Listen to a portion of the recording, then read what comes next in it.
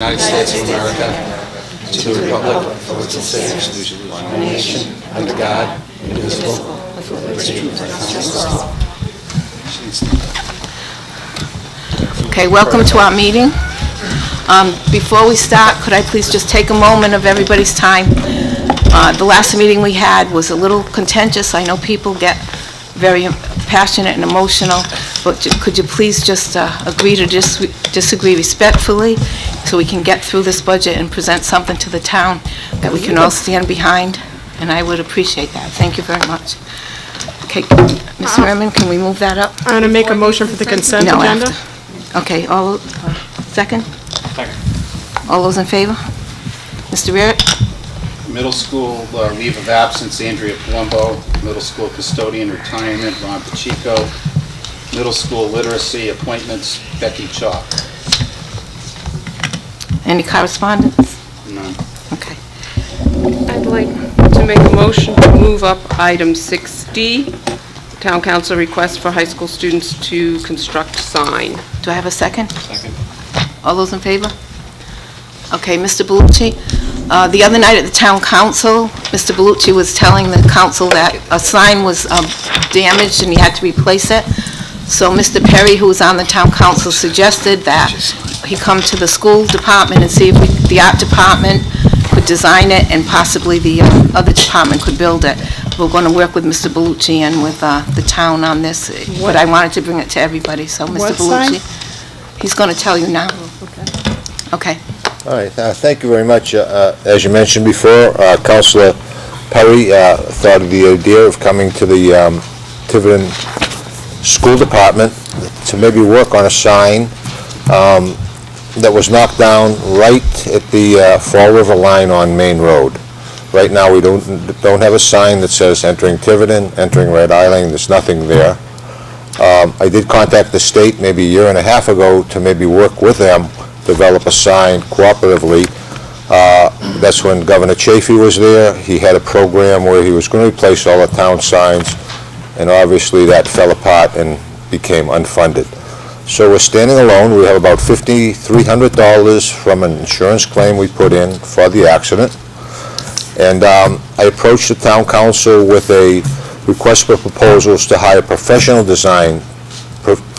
sign designer and fabricator to come up with a sign that would be aesthetically pleasing, would weave into the fabric of the town, a vision of the town. It's the entrance to an economic development area, Main Road, that the council fully supports the development of.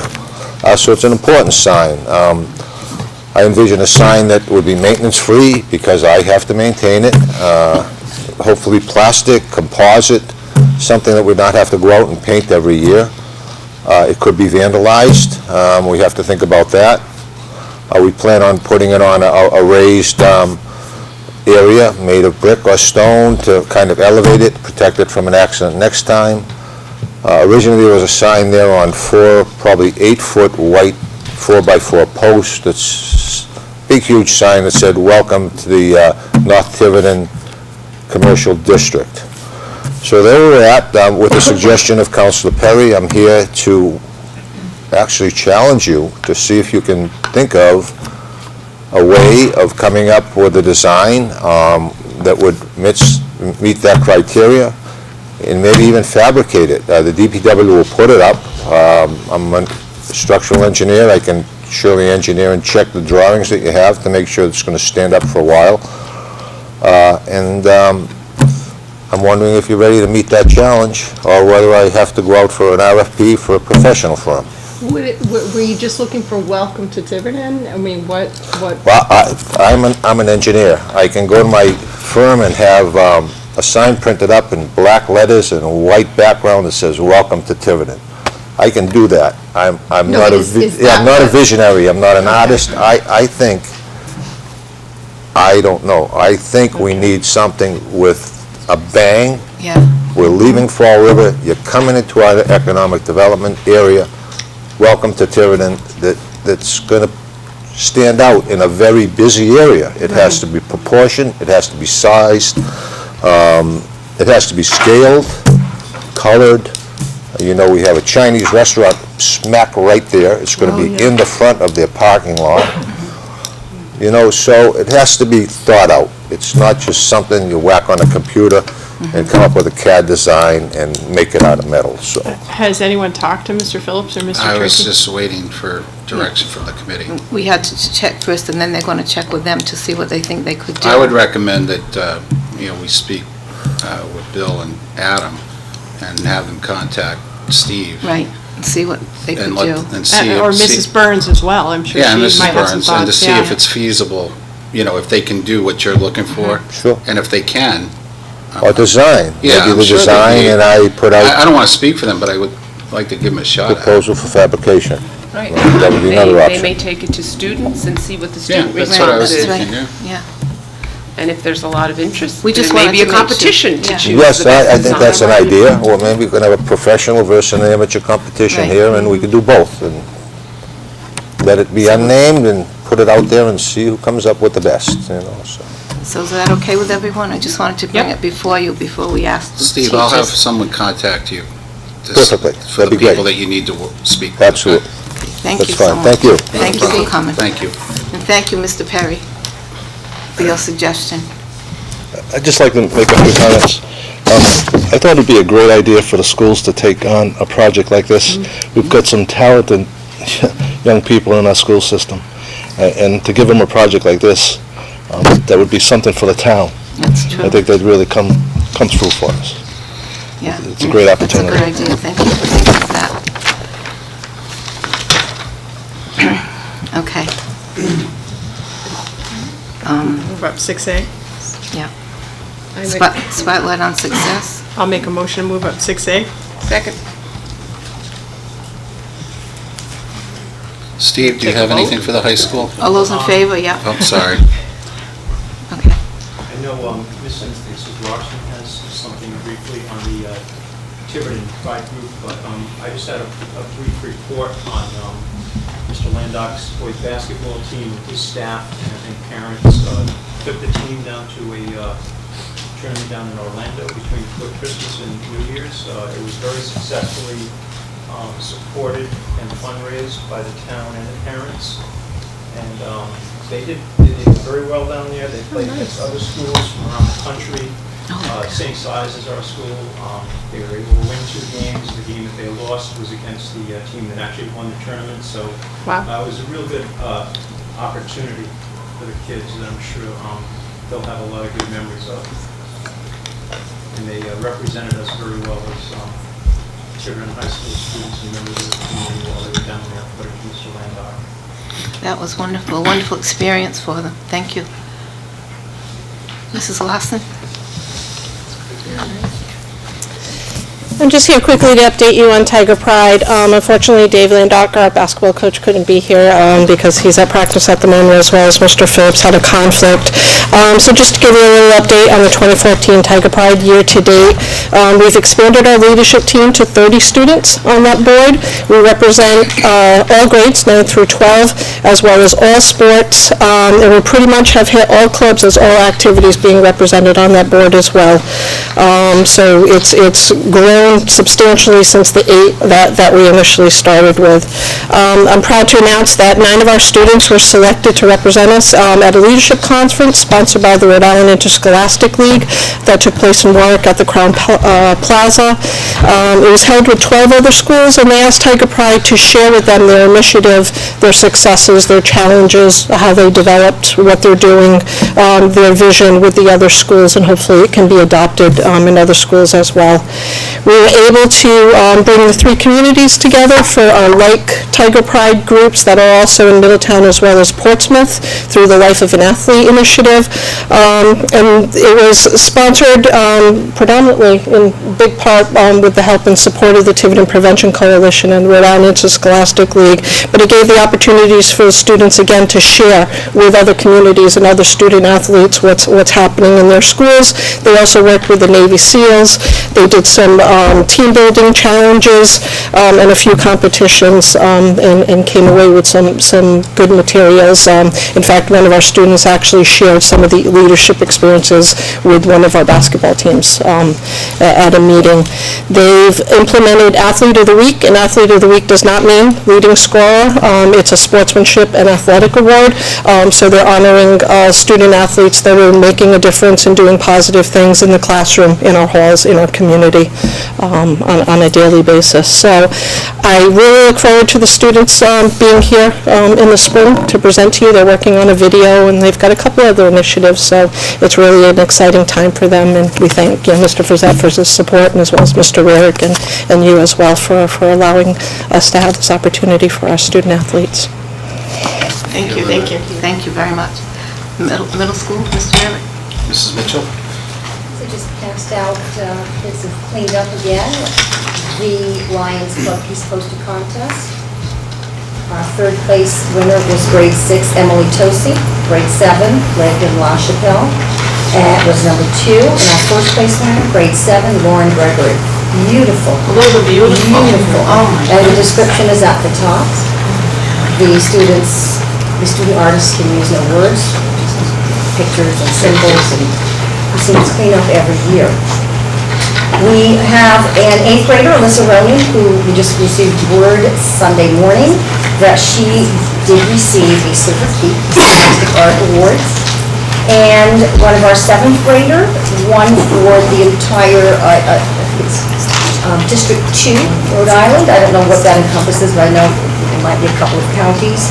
The VFW every year has a Patriots Pen Essay Contest, and she has won. She is a semifinalist.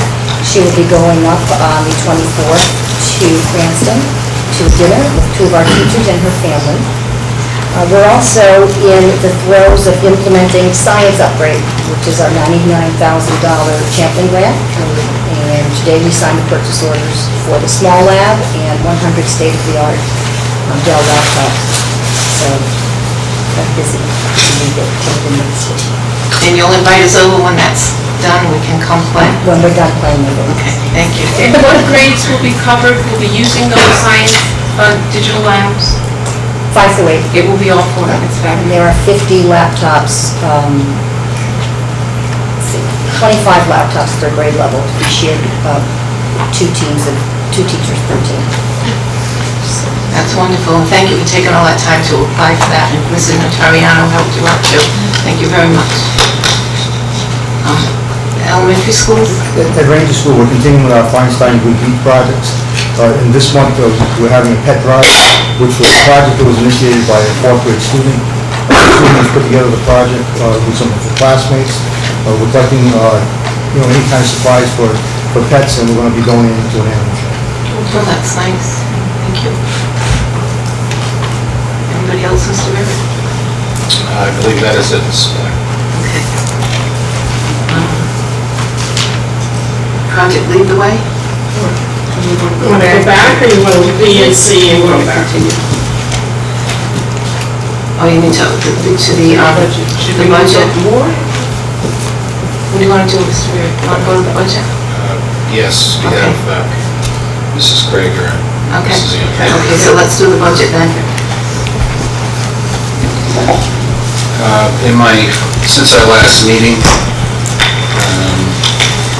I've given some consideration to what was said at our last, what we heard at the last meeting, what we received in writing from NEA Tiverton. As a result, I'm recommending for the committee's consideration to place back the guidance clerk position. Can you hear us? I'm sorry, after reviewing the letter that NEA Tiverton submitted to the school committee, its contents, as well as what statements that were made at our last meeting, I'm asking the school committee to reconsider or to place back into the budget the guidance clerk position, which was originally, I recommended to remove it, and also to have the high school math teacher the math department head, per her request, to teach the additional geometry ramp-up, and we would not have the 2/5 math position at the high school. I've also provided the additional information that the committee has asked to see and speak to.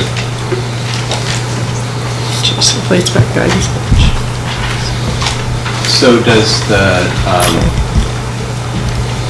replacing the halftime clerk for guidance, is that sort of a new cost above and beyond what has already been? Yeah, this is the updated PowerPoint position, that budget, and this is what it would do to the budget. Instead of being at 0.9, we would go to 1%. That would be the impact on the budget. It's not a new expense because it's currently in the budget, but it's new compared to the... It's new compared to the submission. Yes. It's back in. Correct. Instead of 0.9. So we're getting rid of the 2/5 and we're putting back in the Yes, part-time that's what I'm asking. clerk, and obviously, it's not a one-for-one swap. There must be a small Right, it increase. goes up a little bit, yes. Okay. Any questions from the And committee? so the data that you gave us for special ed... Yep, the special ed Should we data start I with gave you, that? because the primary questions, and I have Ms. Krager and Mrs. Andre here. Mrs. Krager's the regional director for Newport County Special Ed, and I gave you, per your request, Sarah's here and Candace is here, to answer any questions, but we provided to you in the current staffing and our projected staffing levels for the upcoming school year. So if I read this correctly, going by school at Cohasset, we currently have 2 special ed teachers co-teaching in grades 3 and 4, and because of the fluctuation of the population whereby you'll have 6 students in kindergarten and 8 students next year, you're taking away 1 teacher, and that 1 teacher remaining will split their time between kindergarten and 4th grade. That's what we're... And then, so I make sure I understand the numbers. And then next is, it looks like Ranger, and we're going from 4 students, 4 teachers doing co-taught in all 4 grades. Yes? Yes. But one is split between... Kindergarten and grade 1 currently are split. And we're then going to 2 teachers doing 4 grades with no students identified in kindergarten, although I'm not sure how we actually know that. Because we shifted them to, they may have... Some of the kindergarten students coming into Tiverton, we know because they're receiving services in our pre-K programs. But how often do we identify students in kindergarten? I would think fairly often. No, well, because of the RTI process, it does take some time to do that. But that's what we know now based on our pre-K programming. Okay. But at any rate, for the other 4 grades, we're then taking 2 teachers rather than 4 teachers and dividing them between each. Correct. Okay. Right. And then Fort Barton looks like it more or less stays Stays the same.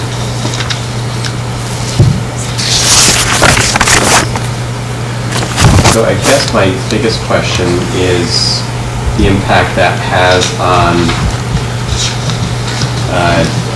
a teaching model that we sort of seem to have built, and because of fluctuations in the population, we're now sort of deconstructing it, or taking it apart. And we don't really know what the next 2 years, or 3 years, or 4 years would be. Do we have longer-term data that suggests that we should do this, or, it seems like I shift from one year to the next, and we're taking some expertise out of the system, and that was another question of, do we lose that expertise because those teachers then leave the system, or do we maintain it because they are likely to be reassigned to other types of activities? Right, so they could be reassigned in district. They could be. Right. But we're not changing the services. What's outlined in the student's IEP that will carry over next year. So students won't be receiving less specialized instruction. They're receiving what's in their IEP. So a teacher may be in a 4th grade classroom during reading and writing and math, because that's what the IEP goals are in, reading, writing, and math. and then they go to a kindergarten classroom and be in the kindergarten classroom giving those supports to kids in those areas as well. So what's happening currently in some of the classroom where there's a special ed teacher full-time in the class is they're also in there for science and social studies. And when we look at that, we ask ourselves, how is the disability impacting the students' ability to access the curriculum in science and social studies? So is it their disability in reading or their disability in writing that's impacting that? And then what we need to look at is how can we service those students using accommodations and modifications in those curriculum areas. So if a student has difficulty reading, decoding, we may have the student pair up with another student so they can listen to the content area rather than reading, but taking in the content. So we've got to look at more accommodations and how can we service those kids through those accommodations and modifications in science and social studies. I guess my concern is that co-teaching doesn't strike me as being that modular, that you can sort of kind of take the part out and move it and put the part else somewhere, that it tends to be more organic within the classroom, and I'm not speaking as the professional, clearly. Can you speak up, please? I'm sorry. I guess my concern is that co-teaching doesn't strike me as being so precisely modular that we can easily split sort of special ed between two grades, and we're sort of, again, as I said, taking apart a system that it seems has worked and we may need within the next 1 to 2 years, so I'm questioning the wisdom of that, I guess. Yeah, and we did the same thing over in our other districts that are in the region. That's what I was going to ask you. Middletown, Middletown. So in Middletown and Portsmouth, we did the same thing. We kind of moved from that whole class teaching for the whole day, co-teaching, to more of this model where the special ed teacher is in the classroom for those specialized instruction areas in reading, writing, and math. And we've done that the last 2 years, splitting it up pretty similarly, and our results are positive. The specialized instruction is happening. The teachers are consulting. They have to set some time in their schedules to consult and plan for those other areas, but it has been effective in Portsmouth and Middletown. And I'd just like to add that every year we evaluate our needs. And if we saw a large influx of students, in other words, if we saw a large influx of students of, let's say, 10 kindergartners show up, Sarah brings that to our attention, or Manny would if it was Ranger, and we bring it to the Board of Superintendents at Newport County and say, we have these extra students that need to be serviced. We would then bring on staff as necessary to meet the needs of the student. You wouldn't wait until the So we wouldn't wait a whole year while we have an influx of students to deal with them. We can't. We have to address their needs right away. So again, with any type of projections, because we are so early, much earlier than our neighboring districts in trying to get as accurate information as we can regarding enrollment, this is what we're going with now. I mean, it's our best information and our best estimate right now. Everything's subject to change, and we may find through implementation that we need to tweak it. Maybe an additional teacher would need to be hired, in September or October, but we won't know that, until then, until we actually implement it and work it out. Sarah and Candace do have experience, with kind of shifting a little bit in Middletown, Portsmouth, and Little Compton to the not all-day model. And the other thing you have to consider is, you're looking at the numbers, 3 students for 2 teachers for a whole day.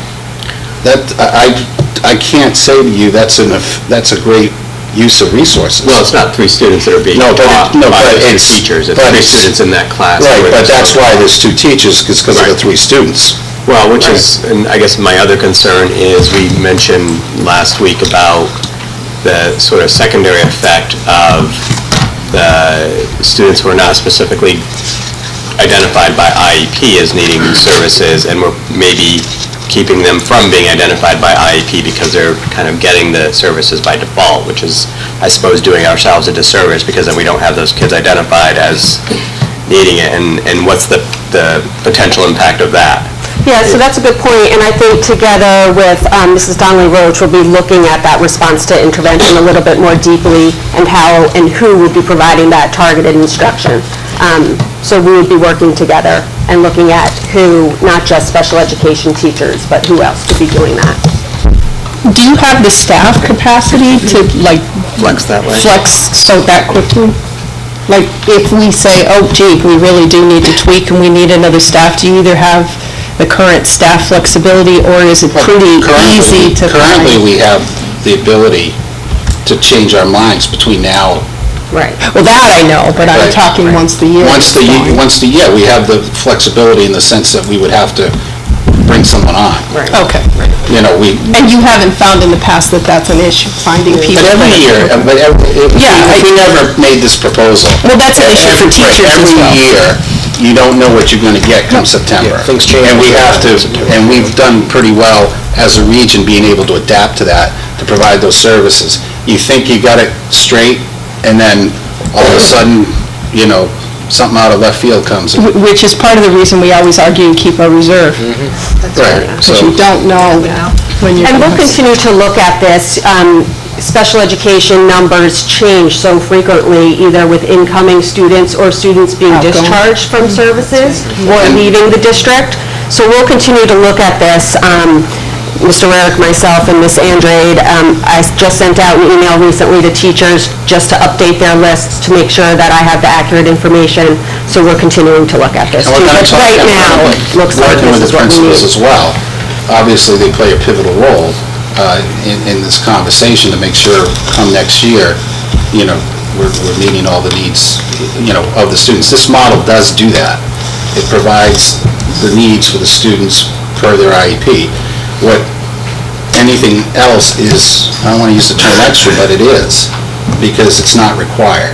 Is it something that you'd like to have? Absolutely. No one would argue you'd love to have the two teachers working with the students, but then you have the reality, you know, fiscal realities. We talked about the cost of special ed. I mean, we were lucky, we've seen a reduction in our tuitions, out-of-district tuitions, and this is an attempt to try to to bring our costs down and still yet meet the needs of our students.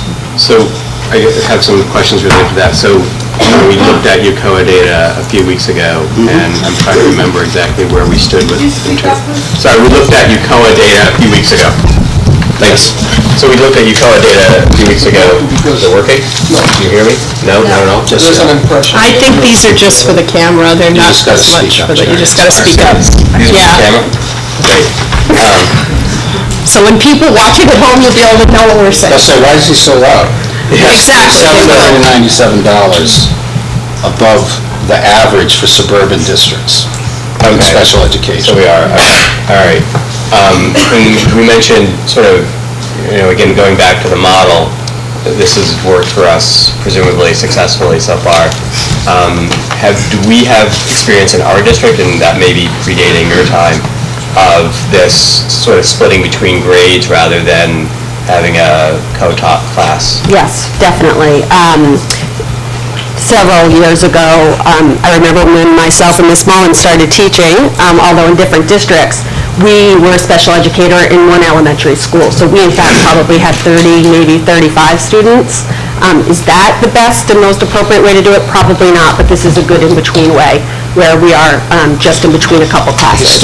When we first started this, when we rolled it out, I think it was 06 or 07, we did a split, but we had 9 and 10 students in each split, and the teacher found it overwhelming, the special needs teacher, to address the needs of so many kids in that manner. In this model, based on our projections, we don't have that issue. We're looking at much smaller numbers, and that's why I'm asking you to consider it, because it's not the same as it was back then. Yes, we're going back to it, but the numbers aren't even close to where they were. That's why we looked at it. And that's why we went to the current model.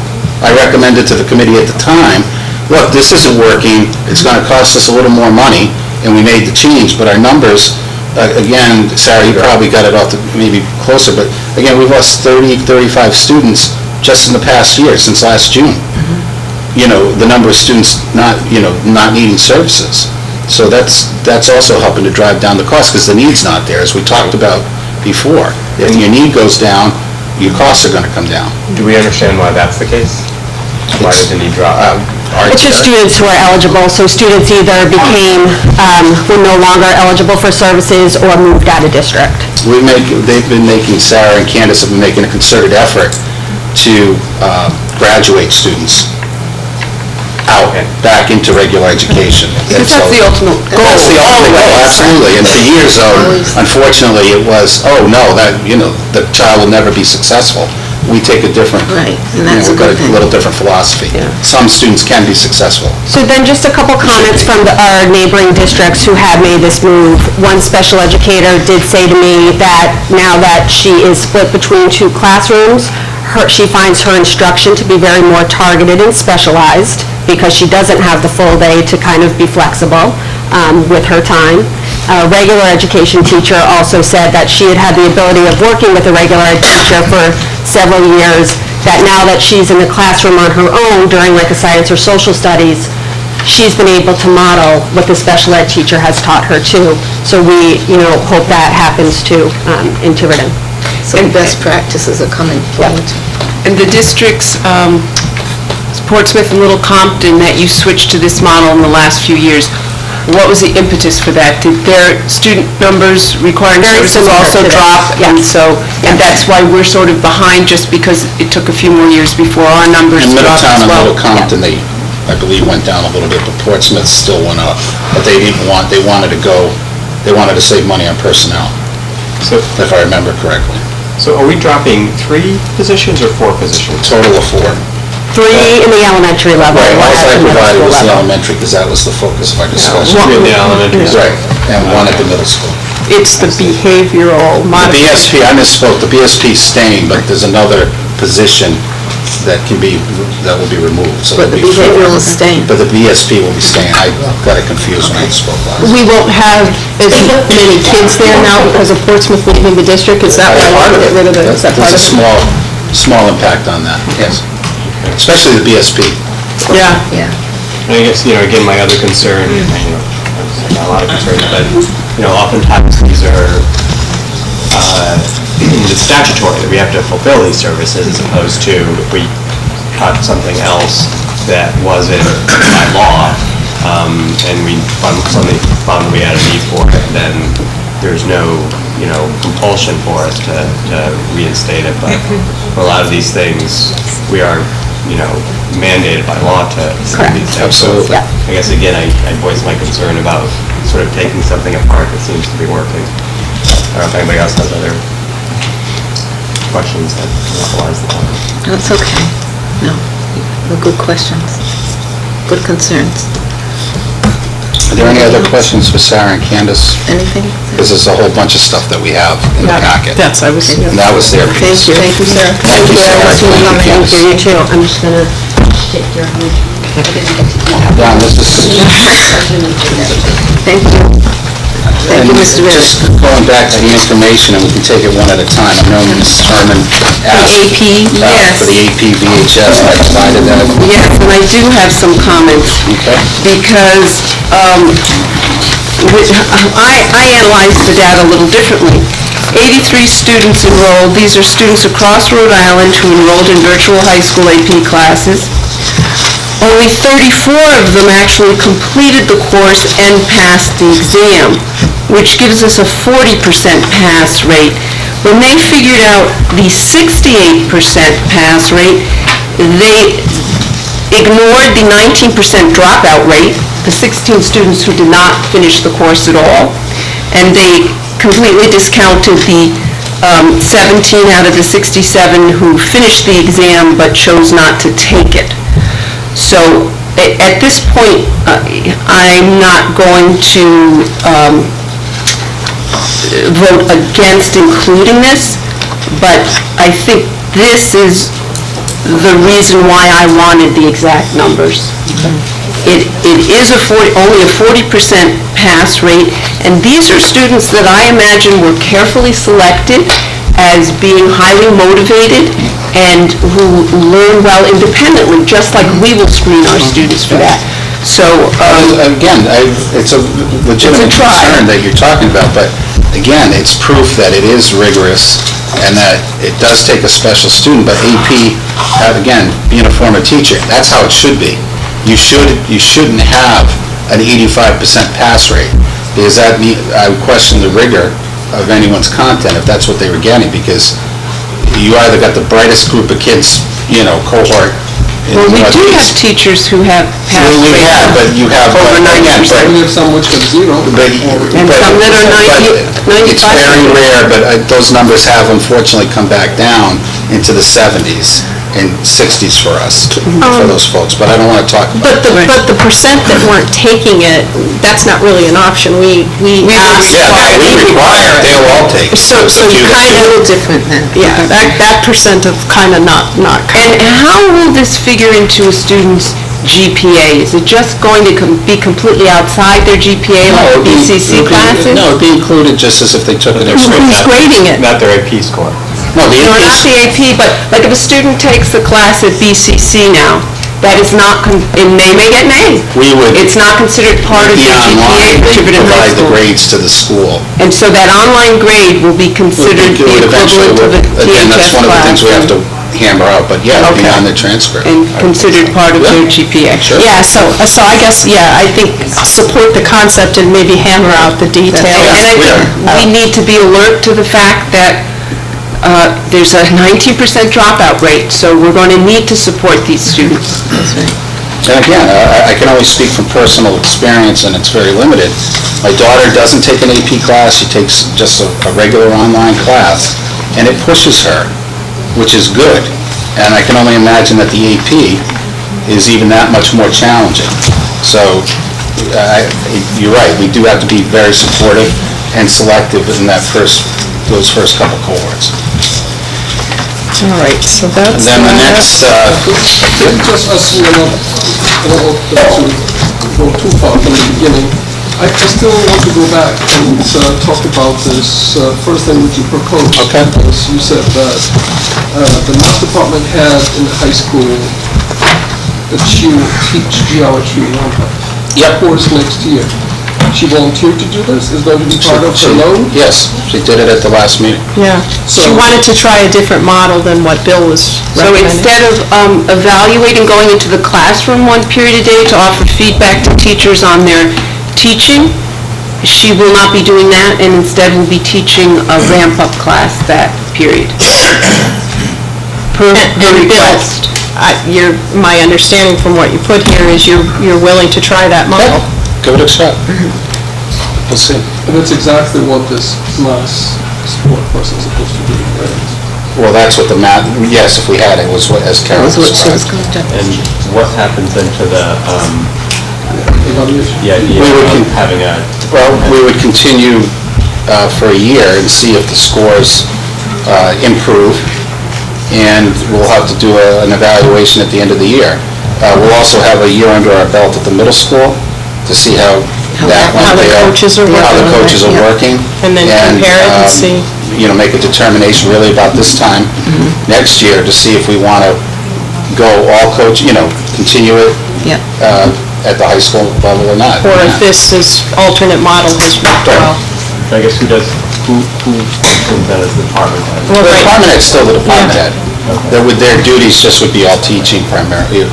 They wouldn't be relieved of time to go into the classrooms because they would be teaching that fourth period. Because right now, they only teach 3 of 5, where they would be doing 4 of 5 now. Okay.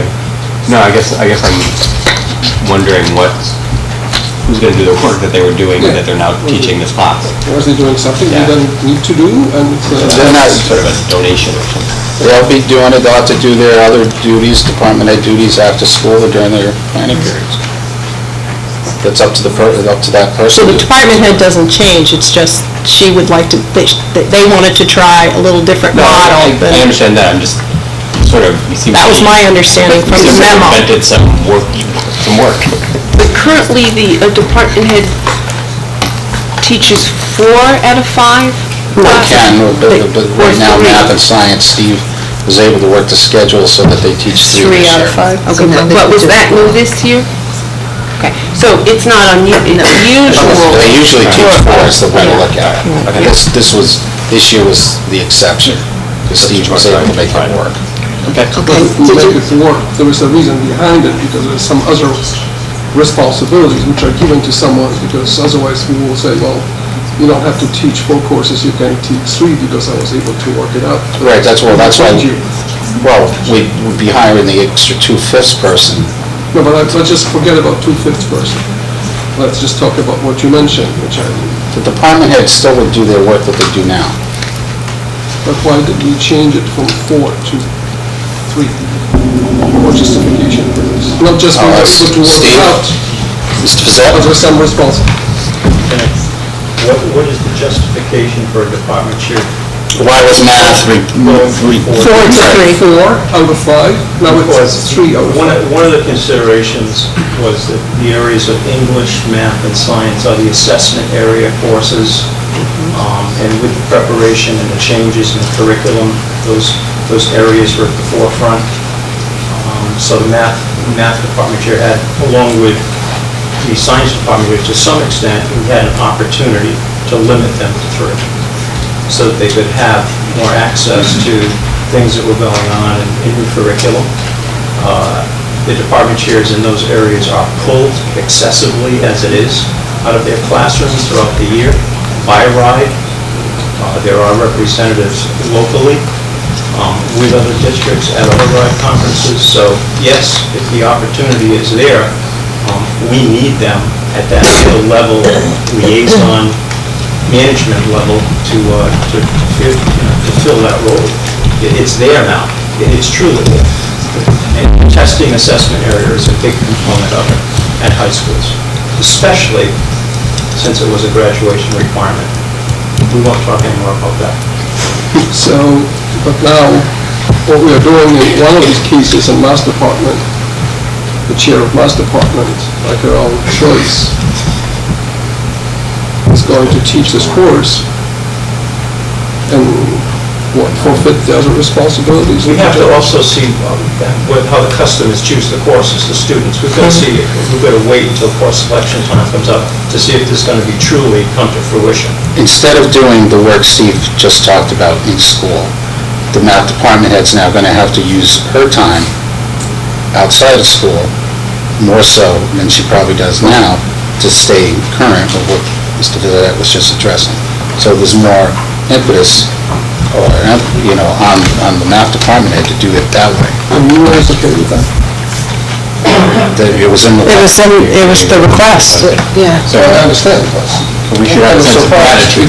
That's right. Every time, Well, I think what Bill said in the material is he's willing to try that model. Experiment, let's see how it goes. Yeah, I mean, you have the department head who asked to try something different, and he said, okay, let's try it. if all parties agree, why not?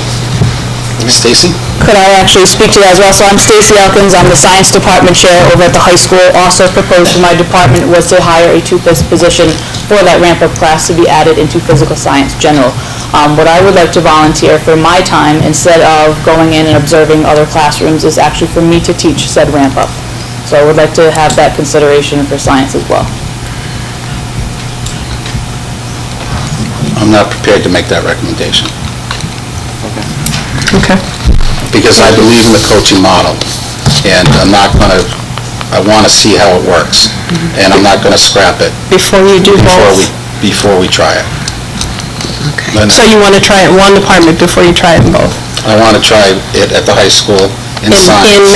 In math? Well, Oh, I see what you're saying. We're talking about the same thing. Yes, I want to keep the coaching model at the middle school, implemented at the middle school, and in science at the high school. And then you want to come back next year and see We assess it throughout the year and see how we do. And again, it's something new, and we're pushing people, but we need to make sure, we have to have curriculum continuity, and making sure our teachers are using best practices, and I think our department heads represent our best teachers, in my opinion, and I can't imagine anyone better qualified to do what we're trying to do here. To offer the kind of feedback.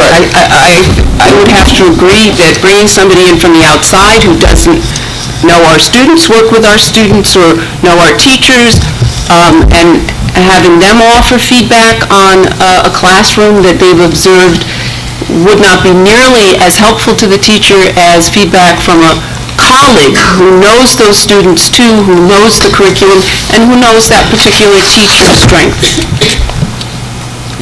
Thank you for that offer, though. Thank you very much. My specific concern, if we were to add that two-fifths position, is I would have to take time to train said individual in our new physical science curriculum. As you know, there are new science standards, and we're currently in a transition period, so not only would I have to keep them abreast with our current curriculum, but also teach them about the new changes, and also do that in the lab setting. So I feel like there would be a lot of extra time spent with co-planning with the current teachers that teach physical science, myself included, to train said new individual to get them up to speed to teach up this ramp-up physical science class. Whereas if I were able to teach it, I've taught the physical science curriculum, it would also put me in science classrooms more for those teachers. I currently teach bio and co-plan with those teachers now, so if I were to do the ramp-up physical science class, I would also be working with those teachers. So I would consider it a win-win consideration. I mean, obviously, it's spur of the moment, and I've just thrown that on you, but something to think about. Okay, thank you very much. Thank you. Thank you, Stacy. Okay, so, Okay, going back just to just so we can have some semblance of Order here, yeah. Deb, I think you asked for a copy of the carry-forward balance. yeah, and I see we're going to look at Yeah, and that it's in, I put later. it in here because you asked for it, but we also Yep. placed it on the agenda. So we can talk about it, as part of H. Before salaries. Oh, yes. So I think that was all the information the committee asked. Going back to the beginning, I'm asking the committee to place back the guidance clerk position and remove the 2/5 math at the high school, the coach, lack of a better descriptor. And this is the new... And that's the new number there. It's in your packet, it's also on Doug's sheet.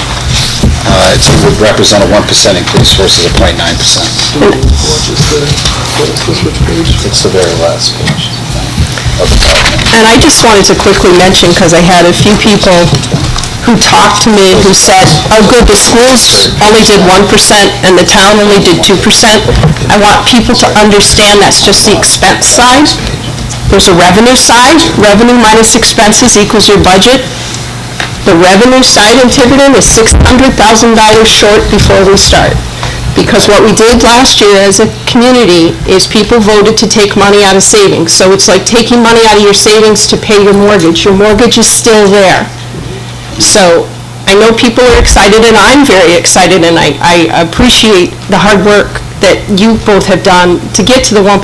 I'm amazed the council at 2%. That's really incredible, but I want people to understand it's still going to be very, very difficult because we have a $600,000 hole before we even look at any kind of increase that we have to cover. So people were excited, and they should be, but that doesn't take away the difficulty of what we as a community, and especially our budget committee, still has to deal with.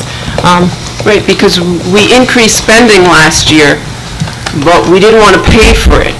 So this year, we're going to have to pay for last year's increases in spending and this year's increases in spending, and I'm talking town-wide. Or cut it. I mean, either way. I mean, Called the structural deficit. yes. Caused by the Katz Amendment. So, that's what the choices we had last year. And we had a 1.6 budget. It was an amazing budget on both sides. We all worked very hard all year. We were so pleased with what it was. And then that other petition came, petition number 2. We all went out, tried to explain it to people, stood on the corners, called up everybody, said, it sounds so exciting, but you're going to have a big hole next year. And they chose, as Ms. Polish said, they chose number 2. And that's the problem we're going to have now. Taxpayers chose it, Mrs. Black. That's what I said. Yeah, that's what I just said. The taxpayers went out and voted that for was their that. right. That certainly was. We all enjoyed a 0% tax increase last year, but Exactly. This year, And so now this is where we pay the start. piper. And it's good for Ms. Polish to point that out, because when we do hear the 1% and then last night the 2%, it was really exciting. Which to is hear great, but that both sides it were able doesn't to take do that. away the revenue shortfall. Exactly, thank you for bringing that up. How much is the part-time clerk position in?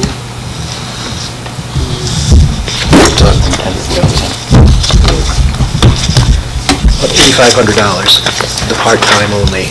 No, what is it cost, what is it? Overall cost. Put it back in, what's the cost? Oh, the new grand total? No, what's the cost? What's the cost Going from just part-time to for clerk? I want to know the specific line items of the changes we are making. So what did you take out and what did you put back? We took out the two-fifths math, which Which was was what? 28,000. I have it in my packet. Instead of trying to guess, it's in the budget sheet. The math, the two-fifths math was $28,553. And what was the guidance? And the clerk,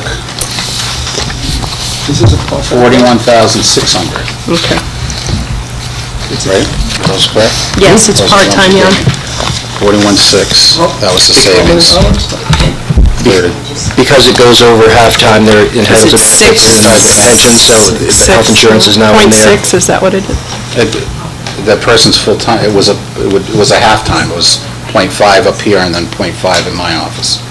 Oh, so it's 0.5. So it goes from .4 salary only to Right, it goes to full-time with full-time now. benefits. Right. And this person worked half-time in your office? and Staff and guidance. By the contract. Under the Council 94 contract.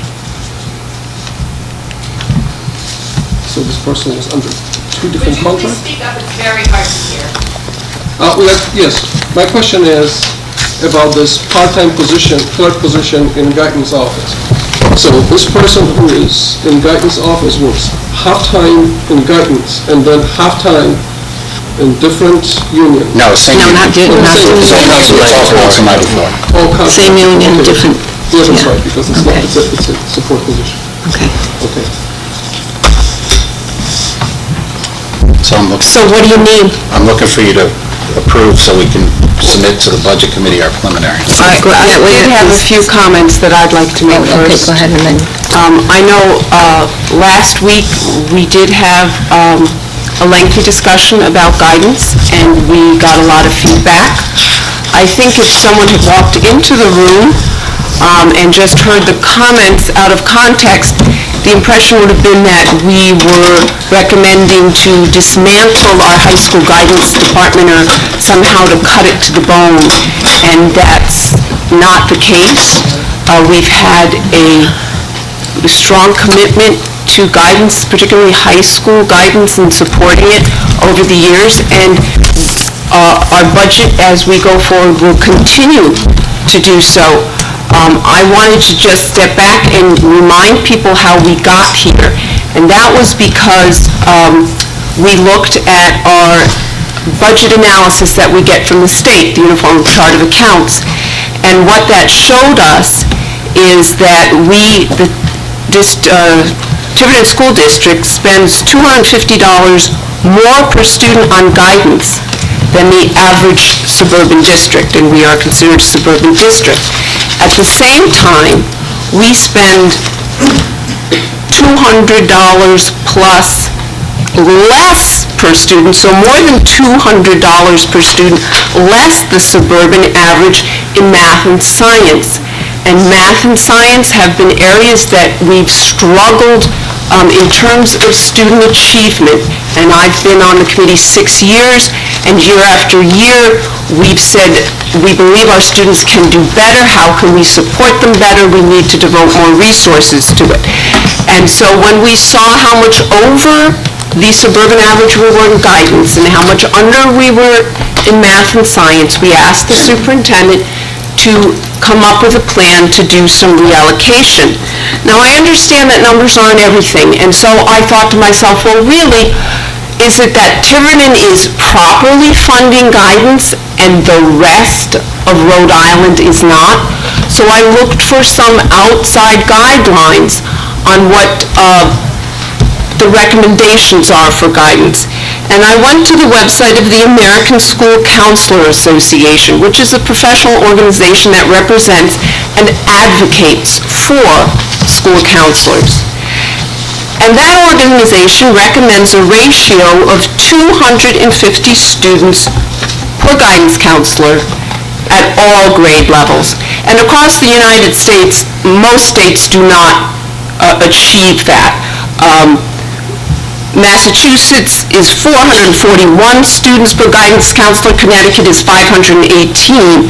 So it's a recommendation for good quality guidance.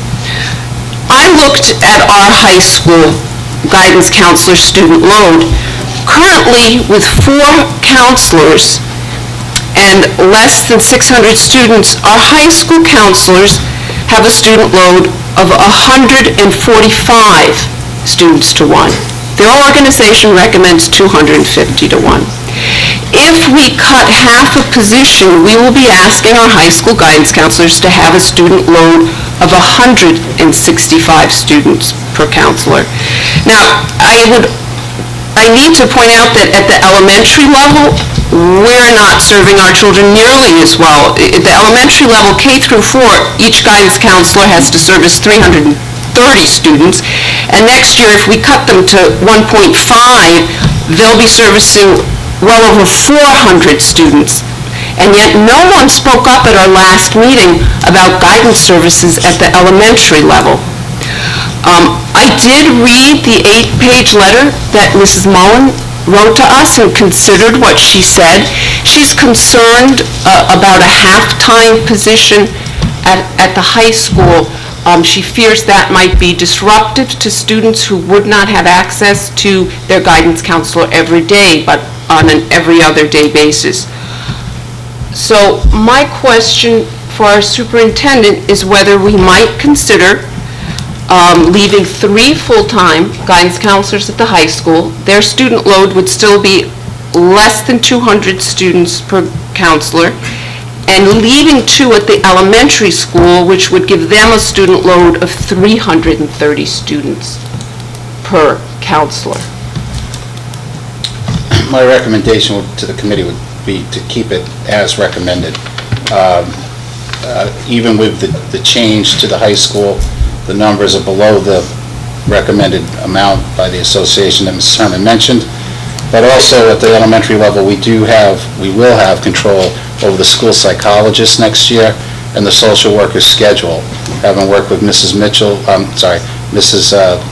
Krager, Ms. Krager, and Mrs. Andrade, they're going to work with our building principals, so we will have that support there at the elementary levels when the guidance counselor's not there. We currently, if the counselor's not there, the psychologist might be there to help do crisis intervention, might not be.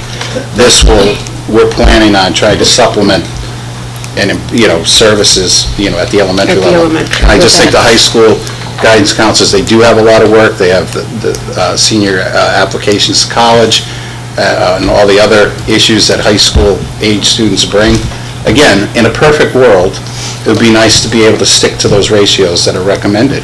Or K through 12. Or K-12. We simply can't. So I believe by reallocating those resources and guidance, we're addressing, as the committee asked, more support in math and science, and yet still deliver the services to our students and guidance. Is it perfect? No, nothing is, but we have outside forces that make us make decisions, so we're trying, I think we're making the best educational decisions we can make based on our situation. Can I just, a couple of points to Carol's. I think we need to remember that one of the things that we do as a committee and as a community is we do have full-time teacher nurses at all those elementary schools, and that was a commitment we did make. We did. I think often with young children, I know with my own, a lot of emotional things manifested themselves physically, so I think that does sort of give us more coverage there through those nurses. And the other question, I guess, don't we have a school that shares the resource now? What do they do if something happens at the other school? If something happens at the other school, the counselor if necessary, leaves Okay. their assignment to go. Okay, so, yeah, I guess I would support just staying with the recommendation, but, I mean, And those nurses, as you point out, also nurse educators are Yeah. very well qualified. And again, we don't use the nurses as teachers, per se. They do some instruction. In some districts, the school nurse gets a health class, so they come offline for an entire period every day, at a middle school or a high school. We choose not to use those resources in that way. We want the nurse on site, to deal with our students. And they're fabulous. And they'll deal with mental health as well as physical problems. so I definitely saw that as something, and remember, at the middle school and the high school, we do have a student assistance counselor Yes, we do. that we kept last year, We did. that We services talked both, about that, and we kept that. Yep. Very important. services both the middle school and the high school. She made our bulletin board this week. So I guess, I mean, points well taken, but I think I would agree, let's. We had the support we need at the elementary. And again, we're doing something a little bit different, but the coverage is still going to be the same at the elementary level. That's not going to change. The same amount of coverage will be there that they receive now. Except there'll be a slight, except that different positions.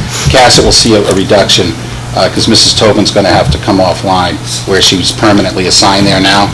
But, overall, it will be the same amount of coverage, pretty much. Yes. Hi, I'm Lisa Borges. I'm actually a guidance counselor here at the high school. I just had a couple of concerns. I wasn't going to bring up UCOA, but my concern with UCOA and the numbers are, I know in some districts, the department chair in guidance is considered in that number of guidance, and in a lot of districts, it's actually an administrative position. And so I wonder if when you're looking at those numbers, if you're actually comparing apples to apples, because if our number's going to be inflated because our director of guidance is considered in that number. And there are many districts where the director of guidance is an administrative position. So I'm not sure that would be covered in that number. Mr. Fiore, would you know? Well, it's true that in some districts, I'll pick Middletown. Middletown does not have a director of guidance. It's overseen by the principal. They don't have a true department head. The principal's, quote, in charge, but there's nobody on a day-to-day basis that oversees it. So, but that would also show up, on the flip side, would be in the administration. Yeah. It could also be, it would be in other districts like Middletown, in their administrative line item, because they got the administrator doing something else. It depends on the school. Portsmouth has a department head, and I believe 3 full-time or 4 full-time guidance counselors. So it depends on the school, the size, and they do, some districts do. What's their ratio, do you know? Off the top of my head, I want to say it's probably 1 to 275, 280, if their numbers are at 1,100. When with one positions, I mean, we are the top of the state, Yes. not just above the suburban average. I just would like to, like, if we're going to rely on this number to say, I'd like to just make sure we're comparing apples and apples. My understanding of UCOA is, while it's probably not perfect either, as Rhea pointed out, nothing is, but it's probably the most consistent data for comparators across the state, as opposed to what we had before, which truly was apples and oranges or nothing. I mean, so districts are supposed to report the data, in a uniform fashion, and so the data should therefore be reliable in making comparators. But can they skew it one way or another? Of course, any data can be skewed, right? And I wouldn't think it would subvert it, just one position, taking out one position would really have skewed it as dramatically as we are. I know, Ms. Herman, you had done some research. I know years ago, our department chair in guidance did not have a caseload, and now it's because it's mostly administrative, and I know our department chair has a minimum caseload, so each of us actually have between 180 and 190 on our caseload, not the 140 as dividing by 4. Okay, just to make that point. So just my couple of concerns. One was about the virtual high school. Mrs. Harmon crunched the data just as I did. So my concern was spending $10,000 for the benefit of 6 to 10 students that may or may not finish the program when we're cutting programs that benefit hundreds in our school. We also have the dual enrollment I know we've discussed here.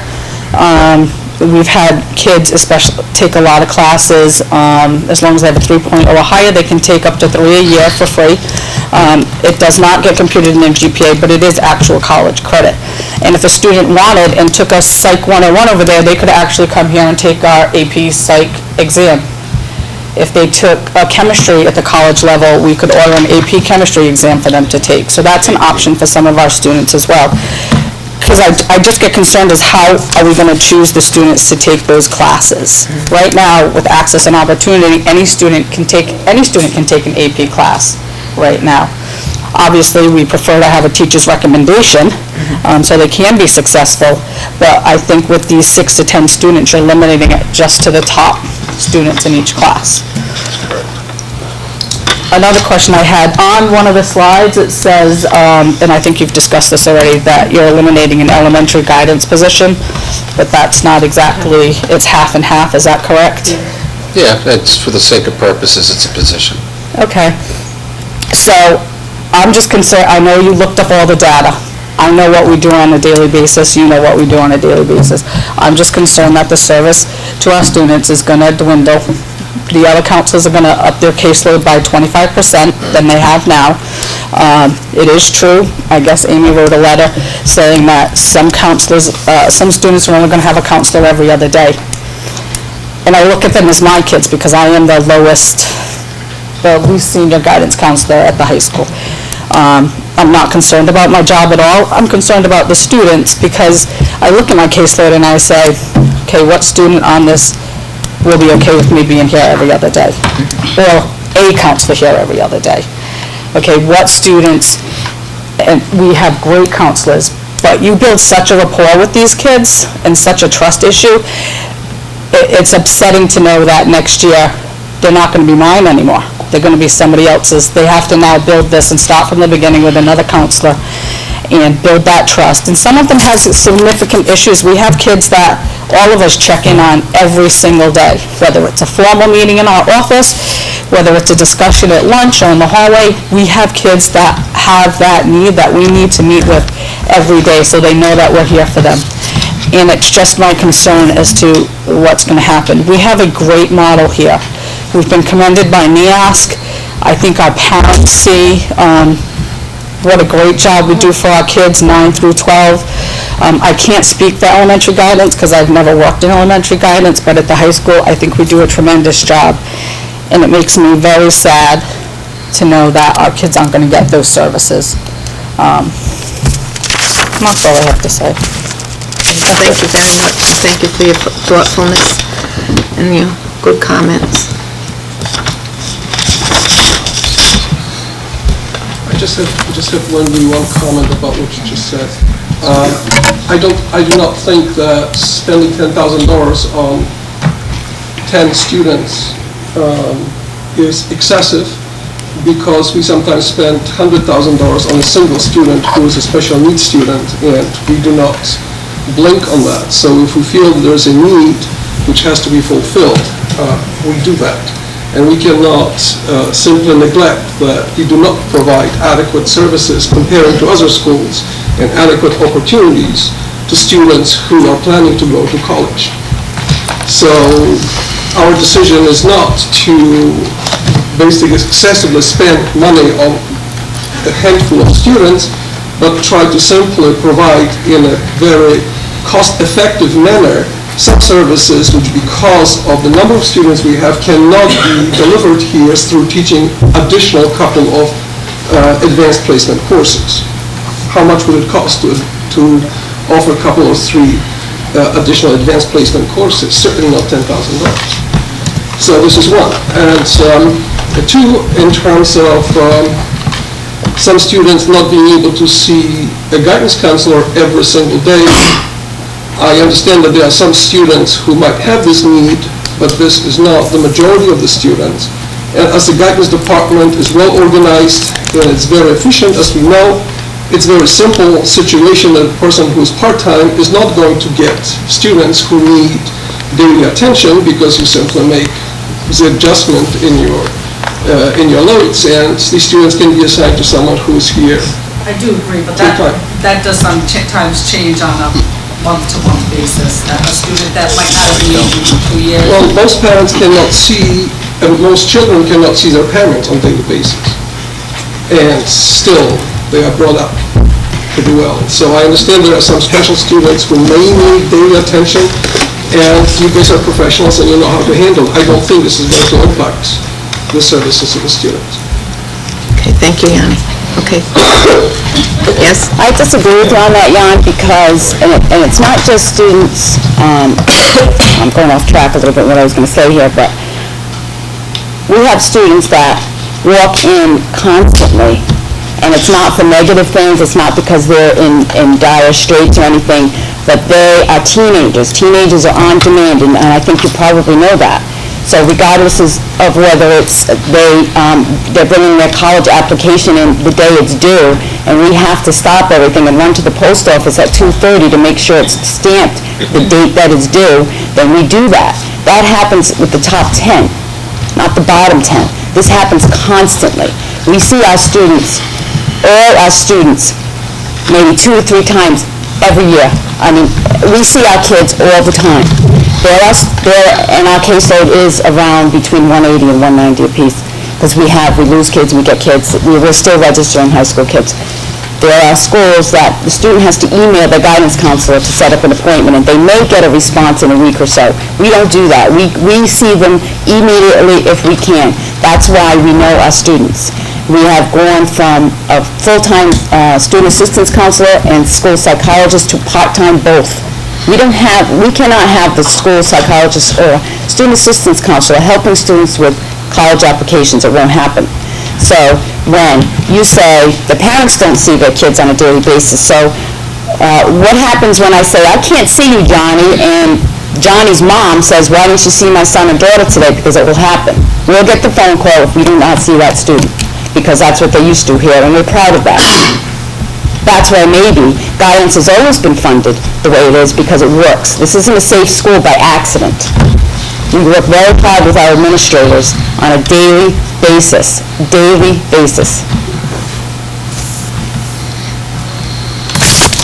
Okay, thank you.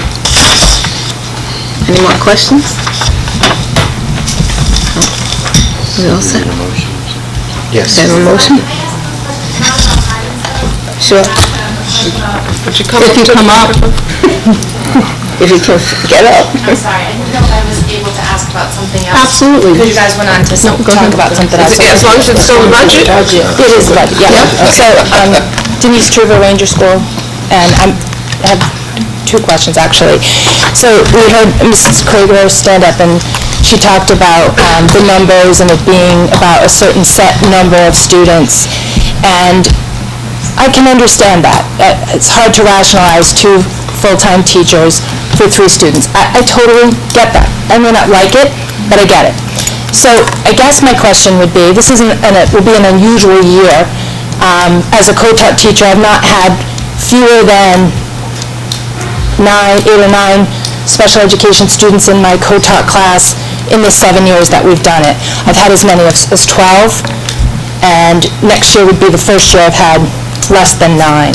So I guess my question is there a magic number for how many special education students there would need to be before you add an additional staff? Our concerns are really centered around purposeful instruction with planning. One special educator among 4 classrooms, it's going to be very difficult for that teacher to meet with, one special ed teacher to meet with 4, to plan, to accommodate, to modify assessments, tasks, assignments. I mean, that's a lot of work without any common planning. So is there a magic number? Is there some number of students that would need to be? Is there a limit? Has that even been discussed? That's my No, there's no question. magic number, because as you know, each child has different needs based on their IEP. Right. And depending on the children's IEPs, obviously we use, the threshold's usually been 10. Okay. And the numbers next year, 3 and 4 at Ranger, there's 11 total students between grades 3 and 4, and 7 in grades 1 and 2. And it should be 2 classes that they're splitting. Yeah, there are. Well, There are we two. currently have 9 in our class this year, so we have 9. Well, we've got 8 No, projected. no, I mean, No. the teachers are splitting between 2 classes, not 4, is that? No, we're going But to one teacher would be, like, so one special ed would do 3 and 4, grades 3 and 4. So they'd be Oh, yeah, between yeah. 2 grade levels, yeah, 2 grade levels. Yeah. So technically, you could have one special ed teacher, because it isn't co-teaching. This model is not co-teaching. It is co-teaching because the special ed teacher and the regular ed teacher are working together to meet the needs of the student. That's co-teaching. Co-teaching in our current model is extending it all day. And I would agree with you. So it's not accurate to say it's not co-teaching. Well, I respectfully disagree, Bill, because It is co-teaching. the co-teaching requires that there be common planning. Right, It and you- requires that 2 teachers are planning those lessons Right, and we together. will work on that, and no one said that won't happen. Okay, I guess what I'm saying from our initial experience in 2007, that didn't happen. And you also know that you had 9, 10, 12 students. I had 6. And we were splitting, We but had- you know that there were we had other 6 and teachers 6. that had split classes in other schools that were significantly higher, and that's why we changed it. Absolutely. And These numbers don't. I'm not arguing with the numbers. I'm Well, they just don't- expressing my concerns. They don't warrant. And our concerns are common planning, scheduling, and those things. They're realistic questions. And so if you end up with 9, and you end up with 20 students, is that enough to add another special educator? The answer is we don't have a magic number. All right. You're going to work it out. It's based on the needs of the student. And I think, certainly as Jerry had pointed out and Sarah had said, is we're going to need you and Sarah and Amy and the teachers and the administrators to work closely to make sure if we are changing to a different model, it's a working model. Yeah, absolutely. A working model that considers not just the numbers, but the needs. Right. So you can have 3 children in a classroom that require as much And time. I think we're always striving for that. I just said that. Yeah. We always ask that, it has to be based on need. Right. Okay. I mean, don't see disagreement as disrespect. Not at all. Anyone? Not at all. Because while, we can't focus, we don't want focus on one school, one department, one group of kids, one subject, that we have a tremendous amount of respect for what you guys do. But we are tasked with trying to balance the needs of the entire school, balance the need of declining enrollment, to balance the needs of a taxpayer population that, can't, as we can't afford more. So we do appreciate all this feedback, and I agree. I think, if we are shifting, we need to make sure that what we're shifting to, whether it's guidance or whether it's special ed, as Bill said, we need to look at it next year. We need to look at it, see what's working, what's not. Special ed, it's a constant, we never stop looking at it. Yeah. Right. You really do have to watch it. All right, thank you. I just ask that you consider that. The numbers are dropping, but the needs aren't dropping. It's just harder to get students identified, and so you still have students with great need in the room, even if they don't have an IEP. So hopefully we'll look at it again next year. I'll speak for myself, but I think I might be able to speak for the committee that, and as Mr. Rurick has said, it's not just next year, it's when the needs arise. If things are broken, I want to hear about it in the committee, and I'm sure Mr. Rurick wants to hear about it, and Amy wants to hear about it, and the principals want to hear about it. I'm sure it helps. Rest assured, we do hear about it. Oh, yes, we do. So I give you license to let them hear about it. Thank you. Thank you. Thank you very much. So you need a motion? Yes, please. So I'm going to give you a motion to bring this budget to the Budget Committee Second. With the changes. As amended. Okay. I second. All those in favor? Thank you. And just so the committee knows the process, I send a cover letter, I'll send it to Mr. Souza. Elaine will take over the PowerPoint and Doug's backup, 3 pages. That's our initial submission to be compliant with the charter. In the meantime, Doug and his staff will be working on all the backup paper, and they get that in about another month or so. And then you'll let us know when our turn is? Yeah, well, when we meet tomorrow, maybe Tomorrow we'll have night's a better the idea. joint meeting. Because we have the joint They meeting. probably don't have their timeline at the end of the Maybe they started working on it. Maybe they don't. No? Dave's going. Dave's saying no, okay, so they don't. All right, so just let us know Absolutely. when you need us there. Okay, thank you. Thank you, everyone, for your input. Now we have project review. Yeah, I'm asking permission for the committee. I asked Mr. Fazette to provide us with a summary. As you know, last year, we asked permission to pilot a Project Lead the Way program to send one of our teachers off for training. That has occurred, and other staff members, I just want to say a staff member. We're seeking permission, or I'm recommending to the committee that we continue with Project Lead the Way. In order to do so, we need to approve the agreement with Project Lead the Way, the organization, in order for us to continue on with our training. And you can see where Steve's projections have us for next year. It will be one class. It won't cost us any money. It will be through the... Principles of engineering, that's... Yep. Okay. And then possibly a year from now, depending on the success of that program, we may need to expand the program depending on, again, the need, desire of the students, and see if they would like to expand. And you'll work with the superintendent of Newport to get our money? When we expand it, the Perkins grant, make sure we're sitting at the table? Absolutely. So that... Mrs. Jermaine's been very receptive. Okay, thank you. So you I'm just seeking a... Just need a motion. Of the agreement? Of the agreement. So moved. Do I have a second? Second. All those in favor? Thank you. Thank you. Next on the agenda, Tiverton Coalition, Sally? I think that's you. Rebecca? I'm guessing that's what these are. Yes, you were guessing correct. The little rolls of purple in front of you have to do with this line item. Last night, Mrs. Herman, Mrs. Black, and I were in front of the town council, and I was saying a sort of a similar story to them. The week starting January 26th is Project Purple Week. Project Purple is an initiative started by the Heron Foundation, which is a 501c3 nonprofit organization that was started by former NBA basketball player Chris Heron. As his outreach, Chris Heron was an NBA basketball player who lost his career as a result of drug addiction.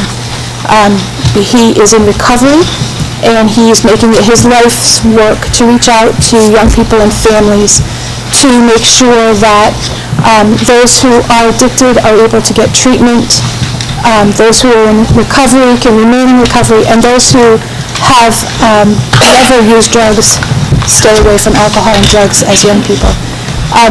In 2011, Chris was speaking at a local high school, doing a presentation encouraging students to make healthy choices and good decisions and avoid the use of drugs and alcohol. And at the end of his presentation, he left some time for questions and answers.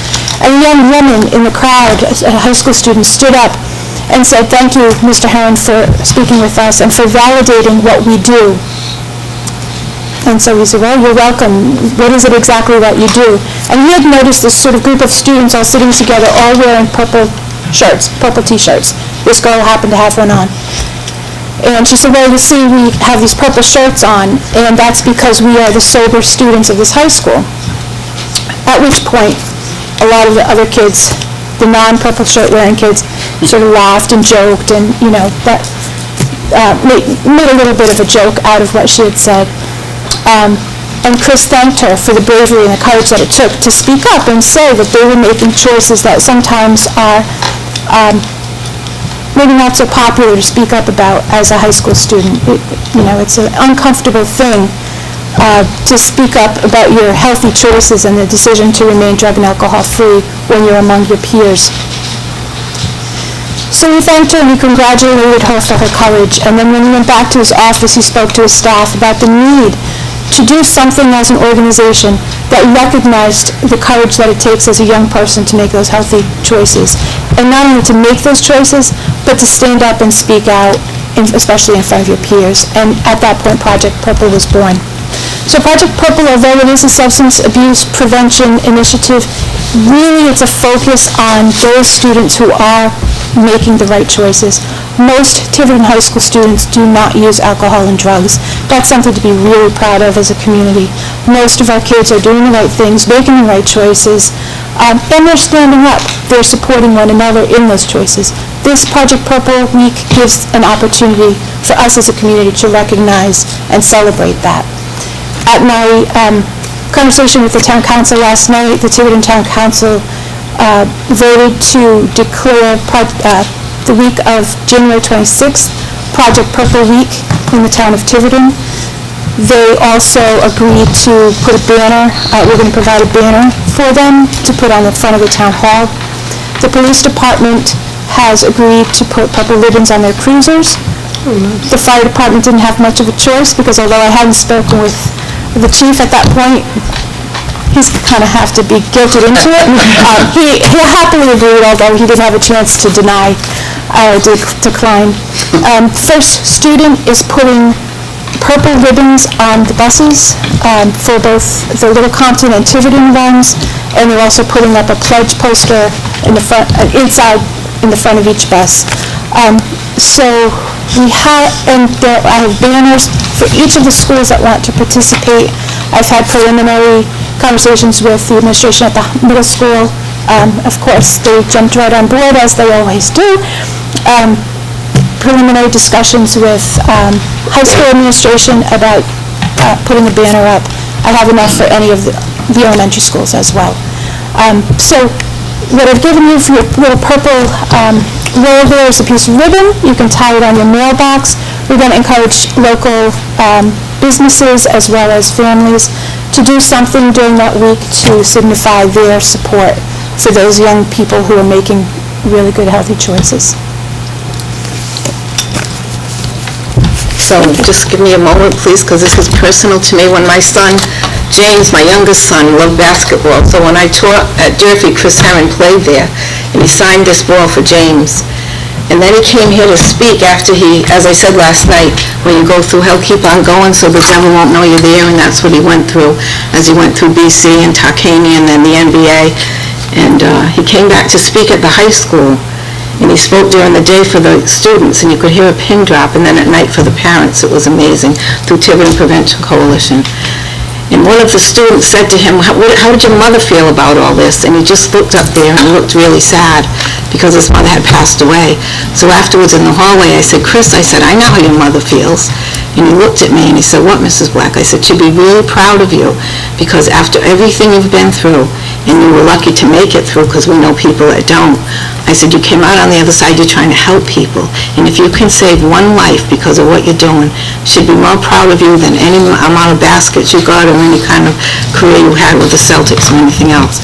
So I just thank him for doing that, and I thank all of us for doing this as a community, because it's not just about the schools, it's about the whole community, because anyone can get trapped into that. It doesn't matter where you're from or who you are. So thank you very much. Do we need, I mean, I know the town is doing it, but we certainly could declare the week of January 26th Project Purple Week in the schools. That would be nice, yeah. Thanks. So moved. Second. All those in favor? Thank you. Very nice. Rebecca would be on next again. Oh, Rebecca. She's back? Yes, we already set the sign, so now we're doing the contract extension for the reducing marijuana and other drugs. Okay. Yes, I forgot. So the MOD grant, that's Marijuana and Other Drugs Initiative, what you're being requested to do tonight, I believe, is just authorizing Doug to sign the contract for year 4 of that grant. We're in year 4 of 5 years. Oh, and we have to renew it every year? It's a continuation grant, so my program plan was approved by the state, so what they do is they send the contract to the fiscal agent, which is the school department. Doug gets that, and you just need to authorize him to sign the grant, to sign the contract. A motion to allow Doug to sign the MOD grant. Second. All those in favor? Thank you. Thank you, Rebecca. Thank you, Rebecca. Homeschooling request? I'm asking the school committee approve the 2 homeschooling requests I submitted. Motion to approve the homeschooling request. Do I have a second? Second. All those in favor? And I'll turn the next one over to Doug. Middle school boiler burner issue. Yes, as part of our tune-up that we had at the high school and middle school over the last month, it was identified that our middle school burner is not operating on one of the 2 boilers, and our policy has been over the last few years to make sure both are operational in the event that one fails. So I'm recommending that we go out to bid as soon as possible to get some cost estimates to replace the burner on the one that is inoperable, and I'm asking the committee for permission to solicit bids as soon as possible. So, just so I understand, there are 2 boilers at the middle school? And high school. Okay, but we only run, we only really need It's only one to necessary, need it, but we need the backup That's because, correct. God forbid, we lose one. How do you know the backup isn't working if you're not using it? The tune-up, both were tuned up, and they had to tune up. They did the inspect, that's why one of the reasons for the inspection. Okay. So I I think it was an original burner that's in there, so it's pretty close. Expense-wise, you have no problem, My recommendation, as we'll see in a minute, is for this to come out of the fund balance because it's a one-time capital expense, so I put a line item on there for the $44,500 that we're estimating. all right. Motion to seek RFP, is that what you want? Go out to bid. Go out to bid for the middle school boiler burner repairs. Okay, all those in favor? Thank you. Okay, thank you.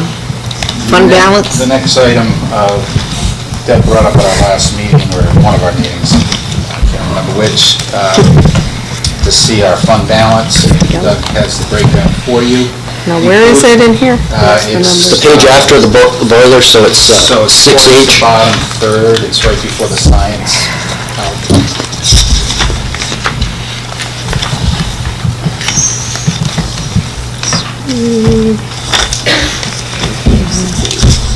Yeah. 6H. Yeah. Yeah.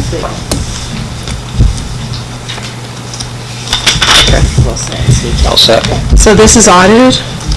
What I've done is the audited number is the $222,004 at the last line you see. I roll this forward for the committee a couple of times a year. It starts off with our end-of-year 2013 audited number, and then anything that the committee has approved subsequent to that, I've deducted. So now we have the boiler, the capital items from the last fiscal year, the capital items that Mr. Wirik has proposed in conjunction with this budget, the operating results from 2014 for the recently completed audit, and then an additional item that I've included is $250,000, as we briefly discussed last meeting, for us to put aside for capital needs, because as we know, we're going through a facility study, and the magnitude of what's going to be necessary for that is going to be quite significant. So what we've been able to do here is our remaining unreserved fund balance will be about 3% of what the committee's voted for the 2016 budget, and while still keeping a reserve of about 3%, we can put this $250,000 aside. I've predominantly put this here for discussion purposes to see how the committee feels about that, but I think that's probably the best use, or one of the best uses we could use some of our fund balance for. And would you be looking for a motion to put that in a restricted account for capital? What we've done in the past, and what we've done, and actually what we would need to do for the current request for capital items, is once the committee votes to commit those funds, we'll remove it from the reserved item. It's now a committed account. And we're obligated. Not restricted, but No, committed. they changed the... Thank you. We're obligated to use Yeah, those funds for capital purposes only. Okay. Yeah, like I said last time, I just think anything we can start setting aside, like we did for our septic, I mean, those things are going to be, big, and anything we can set aside to help pay for them when they come, it's going to be helpful. Yeah, I mean, tonight's a perfect example. We didn't know about the burner until we had it inspected, and, it's a significant expense, but we're able to not have to make immediate cuts to our current year budget because we have the fund balance available. Right, and our fund balance, we have a lot of technology needs that, some of them we put in operating, some of them are going to be one-time, so I think 250 is really probably meager to set aside, but at least it's a start. It's a start, though. It's good. So I would make that motion that we commit $250,000 to capital purchases. Second. Any questions? All those in favor? I'd also ask that the committee make a motion for the $268,670 that Mr. Rarick's proposed in conjunction with the budget, so we also can reserve those funds as well, if the committee's... Oh, because while we approved the 1%, we didn't approve the capital. It was based on the assumption that we were going to spend it out of here. The capital would come out of the... I will make a motion to use $268,670 for our capital request for our fiscal year 16 budget. Do I have a second? All those in favor? Okay. Thank you, Doug. Thank you, Doug. Mr. Rarick? Yeah, the next item, I believe, is our science scores. As you know, this is just basic information. It's the 7th year. Rhode Island is tested for science in grades 4, 8, and 11. It's a little different than under the NCAP for ELA and math, which was grades 3 through 11. It's only 3 grades. They're assessed in 4 areas: physical science, earth, and space, life science, and inquiry. Oops. Whoa. I know, quick. I took this from the Providence Journal dated the 17th because it summarizes the issues that the state had or was seen throughout the state regarding science scores. The story talks about middle school scores, as I'll get to, and also the elementary scores. There were questions about the number of zeros that were given, and just basically, even though RIDE's saying we don't have the answers yet, was it the content, was it the way the students are asked to apply their knowledge? Now we have to look back. I mean, while RIDE hasn't come out and said that the scores are invalid, they're also not saying don't base, serious decisions. They're cautioning us as we look at them. They're cautioning us as to how we interpret the results is the best, I think, way. And I took this piece because Situate is socioeconomic. It's not similar to us. It's more similar to Portsmouth, but size-wise it is to us, population-wise. And at Clayville Elementary School, the story read, 4th grade scores dropped by nearly 20% in 1 year. And again, this is at the point that sometimes get lost. From a statistical perspective, all you need is 4 or 5 kids to score 0, and you go down by 20%. And that was Assistant Superintendent Lawrence Filippi from Situate. And that's what districts saw, and we saw it to a certain degree as well. And again, it talks about the other schools, East Greenwich and Barrington also, but other districts, just not those 3 experiences. Because with the thinking is if Barrington and East Greenwich went down, then it really was invalid? Unfortunately, I believe that's what drove the initial discussion. Not that that's not true, but it was just... the East Greenwich drop, that was also their middle school, it was Barrington Middle School, the drop was 17%.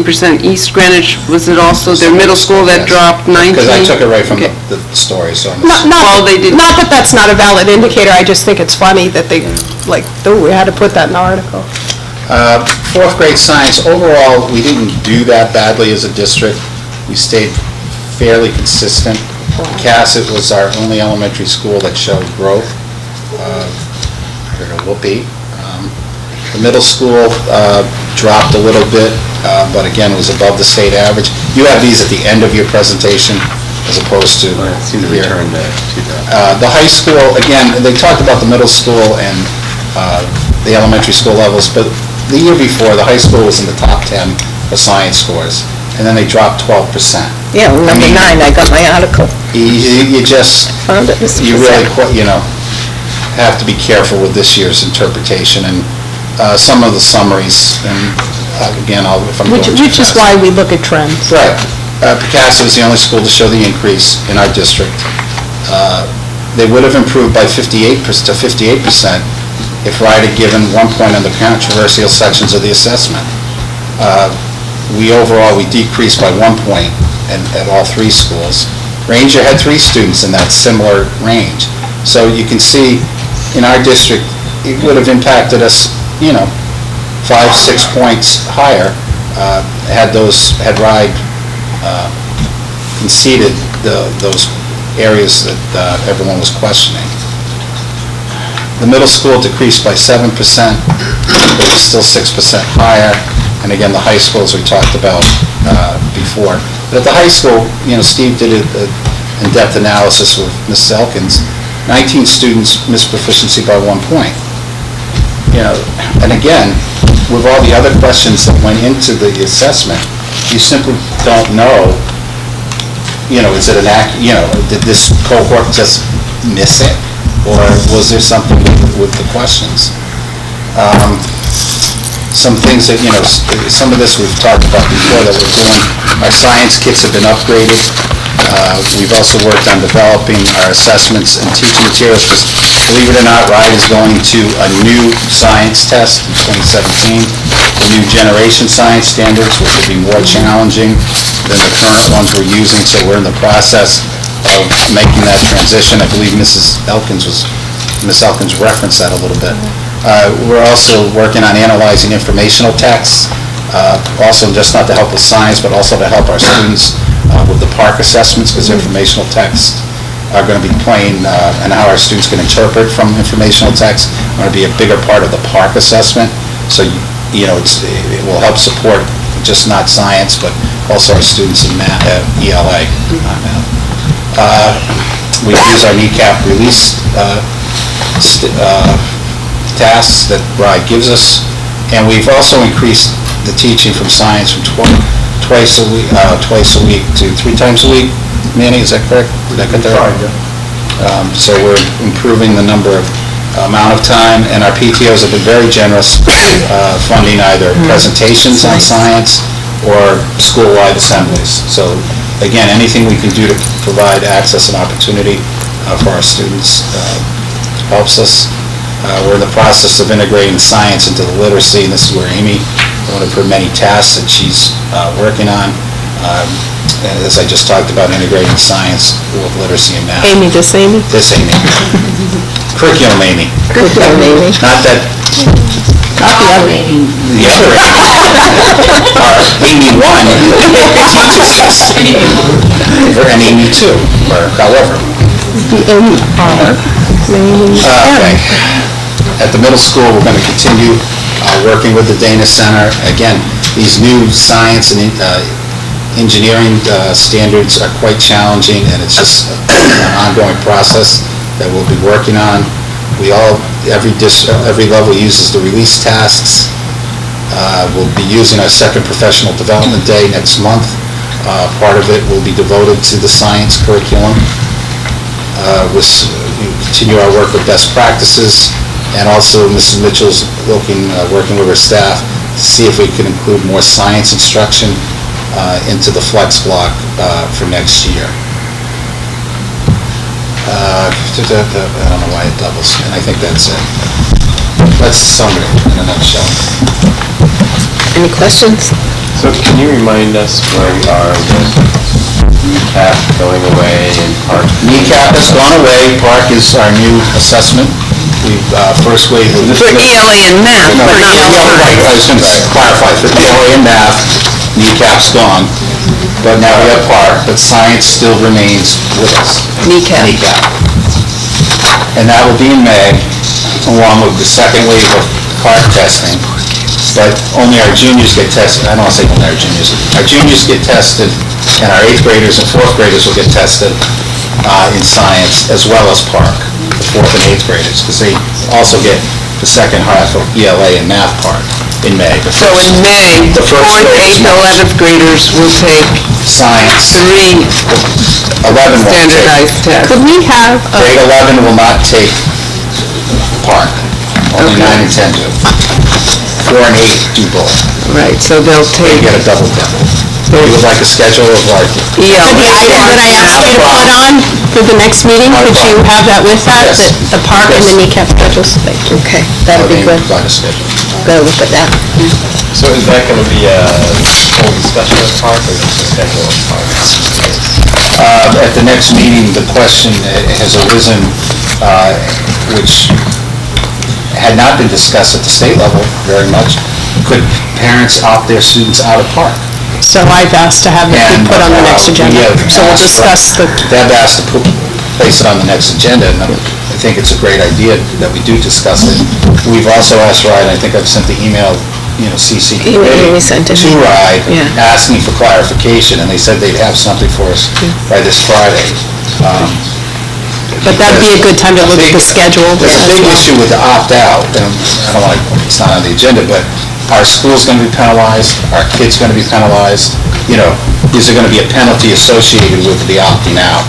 I mean, so it'll be very interesting to see. So we'll put that on the next agenda. I asked to already have that on. Okay, thank you. Because right now, if the student doesn't take the test, Okay, guys. Yes. So we'll talk about it. We'll put it on the next agenda. Put it on the next agenda. Clarification, just information. How is this information having to do with the kneecap science results? We'll do it on the next agenda. We'll do the whole thing. You have a question regarding the kneecap science results? Yes. Okay. Go ahead. I'm curious about how to phrase it. Question. we just got to put everyone else on this thing. I withdraw the question. We'll discuss it. Yes, we'll go through the whole thing. Question. You certainly can call him. That's right. I'm available. The last item, I'm asking the committee to extend Mr. Tariani's contract for the remainder of the school year. As we talked about before, Al's contract is the only one, because the one he was originally hired expires out of sequence with all the other administrators' contracts. So I'm just asking that we Get it in line with the others. get him on. So if we extend it through June 30th, then we can get it on a cycle I with... can put them all on the same cycle. So moved. Second. Any questions? No? All those in favor? Thank you. So actually, I do have it's not a question about the science kneecap, but it is about the agenda items. We also addressed in that what cost of the testing is to the district. So is this all something that's Cost as, so does the district actually pay for the testing? Or is that a state? State. That's, okay, all right. And what is the, now, the state pays for the assessment. Now, for example, District 1, that's a good question.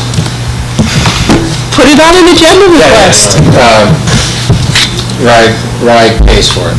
okay, so, but I think the potential cost, so part of the agenda item for the next meeting Yes, that's good. is, what is the cost? Hey, they're not my rules. That's right. That's right. You're the enforcer. So what is the cost to the district? And then a question that we might ask RIDE and perhaps Mr. Robinson, once we get an answer from RIDE, is it possible for a district to opt out? What is the... Didn't think of that. Yeah, that's a good question. Right. So, I'll Okay. put it on the agenda. That'll be part of the opt-out. Yeah. The opt-out will cover a lot of things that I wanted to ask. Okay, yes. Okay. Is that good now? You have to frame it in, I would like this on the next agenda to discuss this out. I would like this on the Very good. Okay. Town council to check every device, provide us. Put it on the agenda. Put it on the agenda, So that's what we can put it on the agenda. Those are state estimates. So, reports and announcements. Any reports or announcements? Yes, Mrs. Mitchell? Mrs. Mitchell? Lori? Would you care to announce the donation for computers? Please forgive me, we were having, we wrote Robert through it. That's okay. We received word on Thursday in middle school that we are the recipient of a anonymous donation. It will come to us through the Tiverton Education Foundation, $10,000.